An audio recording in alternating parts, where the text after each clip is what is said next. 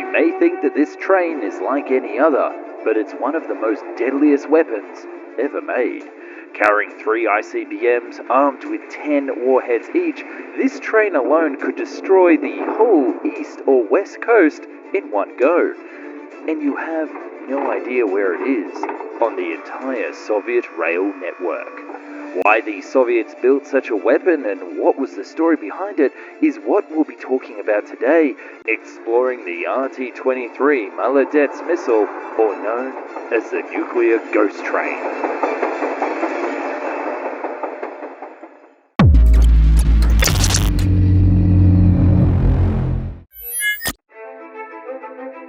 In the 1960s, American high-altitude espionage missions had revealed the existence and precise locations of Soviet nuclear missiles. And this was a huge problem. With the missile silo locations being well known to the Americans, in the case of a first strike, there was a slim chance that they could destroy most, if not all, of the Soviet nukes before launch. With the Soviets surrounded by the US Navy, US bases, and its allies, a first strike by the Americans would almost utterly eliminate the USSR's nuclear arsenal, and in turn, any bargaining power that it might have had as a superpower. But Moscow did have one card yet to play: the sweeping, huge territory of the entire Union.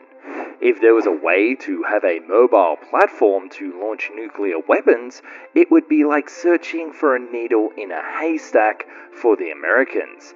This would eliminate their biggest threat and put the scales back in balance. And that's exactly what happened in the 1980s. Choo-choo, because we're all getting on board the end of the world train.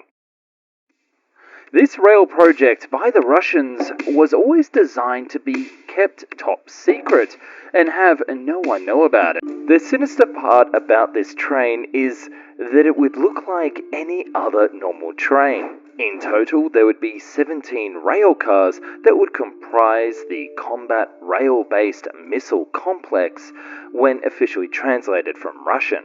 The railcar composition would be as follows: 3 modified M62 locomotives, 3 launch wagons with 2 support ones each in a total of 9 railcars, 1 diesel and lubricant wagon, and 4 railcars to accommodate the crew. All these rail cars would be masked as either passenger or refrigerator cars, having this train look like any other normal civilian train.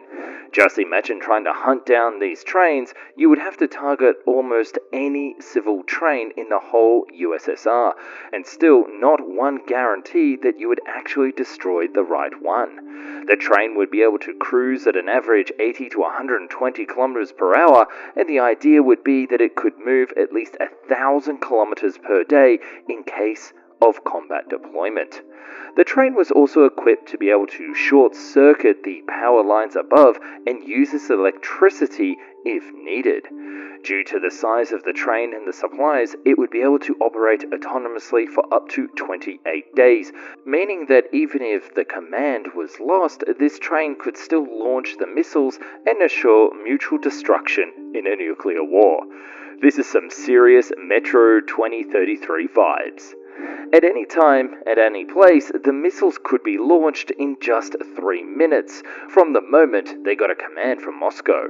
This idea is actually very similar to the American idea of launching nuclear missiles from 747s in flight, but that's a video that you can watch after this one, as I've already covered it.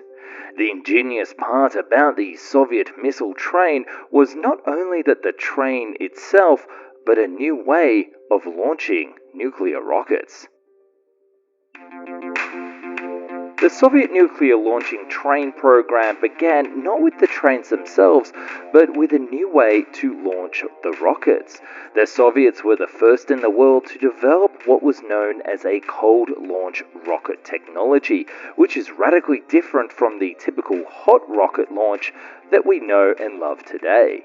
The difference between the cold and hot launch is that the main rocket engine is ignited immediately with the hot launch, hence the name, And with the cold launch, compressed gas is used to launch the rockets from the silo, or the container in this case, and then only then is the main engine ignited. Before the main engine, course correction boosters are also activated to make sure the rocket stays on course.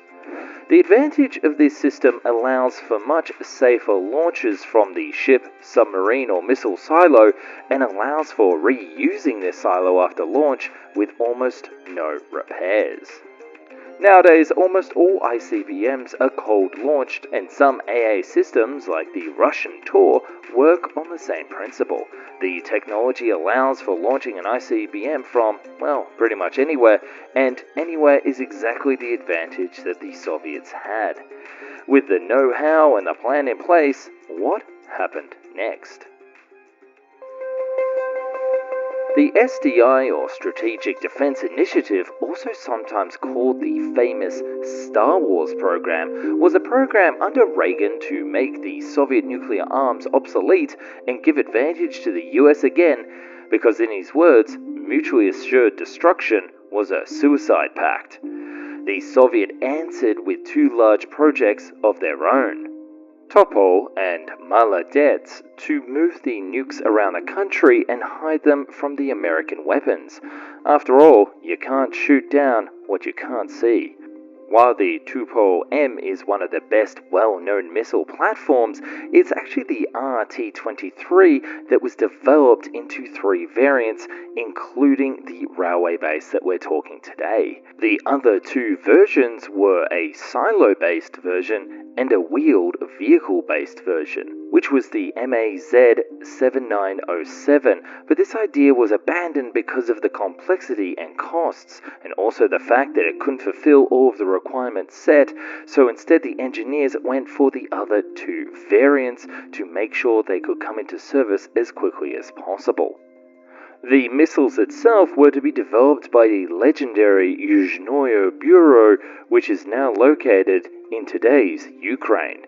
This is the same bureau behind the Zenit rockets and a couple other ICBMs, so they certainly had the competency for the task given. It's interesting to mention that they also requested additional funds to further develop the RT-23 into a carrier rocket for space-bound missions, but the request was denied, which is a huge shame because you can imagine a secret train launching rockets into space was entirely within our reality. But it seems for the Russians that it was all about the firepower. The trains of death entered service in the late 80s, with further ground-based silos being built, mostly in Ukraine. The lifespan of the missiles was around 15 years, and after the dissolution of the USSR, this was one of the first weapons to be included in the START treaties. All the silos in Ukraine were destroyed, and under the program, the RT-23 trains wouldn't be allowed to enter the railway network in peace times.